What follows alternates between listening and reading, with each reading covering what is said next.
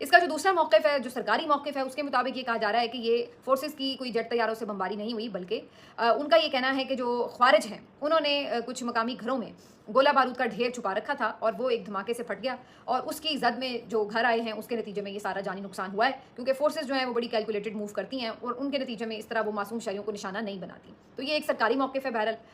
کس کی موقف میں سچائی ہے کس کے نہیں ہے، اس کا فیصلہ تو آپ بھی بہتر کر سکتے ہیں، اور ظاہر ہے کہ اس کی تحقیقات بھی ہونی چاہیے، کیونکہ یہ کوئی پہلا واقعہ نہیں ہے۔ پچھلے کئی دنوں میں ایسے کئی واقعات ہو چکے ہیں جس میں بے گناہ شہری جو ہیں وہ مارے جا رہے ہیں۔ ہر دفعہ جو موقف سرکاری ذرائع سے آتا ہے وہ یہی کہہ دیتے ہیں کہ جی یہ تو خوارج کے کرنے سے مرے، یہ تو خوارج کی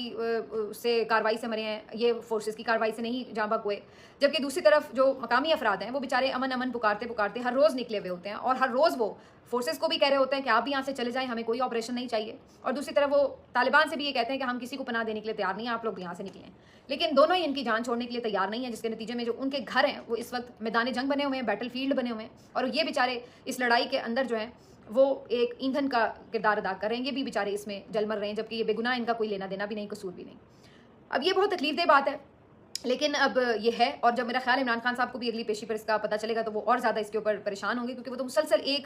پچھلے میرا خیال ہے 2 مہینے سے ان کی ہر گفتگو میں یہ ذکر رہا ہے کہ پی ٹی آئی حکومت کو کمزور کرنے کے لیے بھی وہاں پر یہ آپریشن کیا جا رہا ہے، تاکہ لوگوں کے اندر ایک غصہ آئے کہ جن کی حکومت میں یہ آپریشن ہوا ہمارے خلاف، بے گناہ لوگ مارے جاتے ہیں، دہشت گردی ویسے ہی کبھی قابو نہیں ہوتی، اس طریقے سے یہ طریقہ ہی نہیں ہے دہشت گردی قابو کرنے کا۔ بھائی جن کے آپ نے آج بے گناہ لوگ مار دیے ہیں وہ تو کل پھر ہتھیار لے کے کھڑے ہوں گے اپنا بدلہ لینے کے لیے، تو دہشت گردی کیسے ختم ہوگی؟ تو عمران خان صاحب تو آپریشن کے شروع سے ہی مخالف ہیں، تو اب اس کے اوپر یقینی طور پر ان کا مزید بھی رد عمل آئے گا اس واقعے کے حوالے سے، لیکن یہ آج کافی افسوسناک بات ہے، اور میرے لیے اس لیے بھی بڑی تکلیف دہ تھی۔ میں ٹویٹر دیکھ رہی تھی، کل بڑے بڑے صحافی بھی، بہت لوگ